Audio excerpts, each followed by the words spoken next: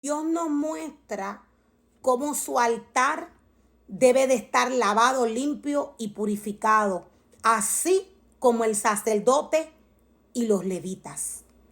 O sea que todo lo que Dios llama a trabajar en su obra debe de estar limpio y purificado. Nada puede ser inmundo. Nada de lo que va a entrar a la casa del Señor debe de estar inmundo. Esta casa debe de estar limpia y purificada. El hombre camina por la palabra del Señor. El ser humano camina por la palabra. El ser humano se direcciona por la palabra. Cuando el ser humano no obedece a la palabra del Señor, el ser humano comienza a caminar por la palabra de Satanás. Satanás es experto torciéndole la palabra del Señor al hombre. O sea, él sabe cómo hacer que la palabra llegue al hombre como está escrita, pero en su espíritu el enemigo de las almas sabe cómo turbar al hombre para que el hombre reciba la palabra como Satanás quiere que éste la reciba, bajo engaño. Satanás es astuto. Él es padre de toda mentira. Toda esta ceremonia, todas estas ceremonias, todos estos lavamientos, todo esto que Dios le exigía al pueblo, todo esto que Dios enviaba a Moisés a hacer con el pueblo, todo esto, aquellas personas que trabajan para Satanás, aquel remanente que no tiene nada que ver con Dios porque salió de nosotros porque no nos pertenece, todo este remanente practica todas estas ceremonias, todos estos lavamientos que Dios envió a hacer. Satanás opera trabajando según la semejanza del maestro. Satanás diseña la vida del hombre según Dios la diseñó desde el principio. Hay una diferencia. Dios la diseñó conforme a él. Cuando el hombre desobedece la palabra del Señor, Satanás diseña la vida del hombre conforme a él. O sea, Satanás toma el hombre y lo pone a caminar como él.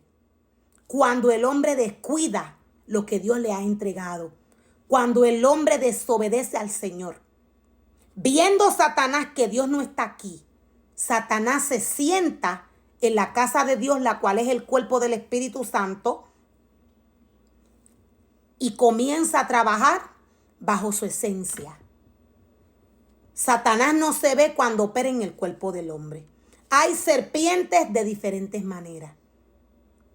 Las serpientes no tan solo vienen a matar al hombre, no tan solo vienen a hacer daño al hombre, como el hombre conoce el mal de parte de Satanás. O sea que hay serpientes que se disfrazan de ángel de luz. La palabra es clara. O sea, Satanás no tan solo viene a matar al hombre literalmente. Satanás no tan solo viene a matar al hombre, a avergonzarle. Satanás no tan solo se manifiesta haciendo demostrar el mal. A esto me refiero. Sino que Satanás, disfrazándose de ángel de luz, sabe cómo engañar al hombre. Nos dice la palabra del Señor. Nos dice la palabra del Señor que Moisés, luego de que lavó a Aarón y a sus hijos frente al pueblo, luego hizo traer un becerro. Todo lo que nos trae la palabra del Señor en Levíticos, ya Jesús lo anuló en cuanto a becerro y a sangre. Recordemos que la palabra del Señor es espíritu. Para el hombre entenderla necesita zambullirse en la palabra espiritualmente. Libre del deseo de la carne. Cuando el hombre lee la palabra del Señor en la carne, Satanás interfiere. Por eso es que el hombre no entiende. Por eso es que el hombre entiende la palabra de una manera que Dios no se le está trayendo. Es porque Satanás interfiere. El hombre necesita leer la palabra del Señor en el Espíritu, creyendo lo que está leyendo y conectado al Señor.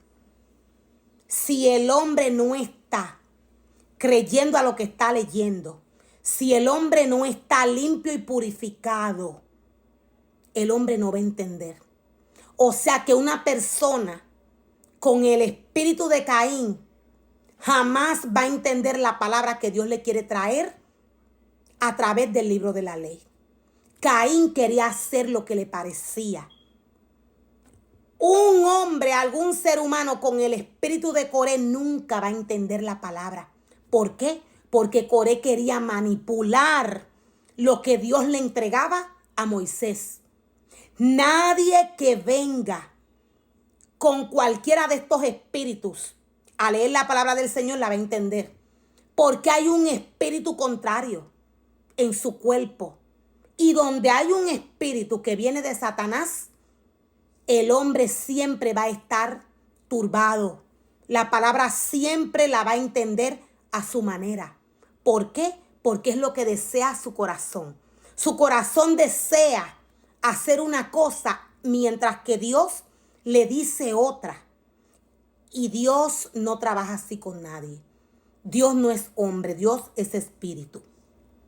Y nos dice la palabra del Señor que luego hizo traer Moisés un becerro.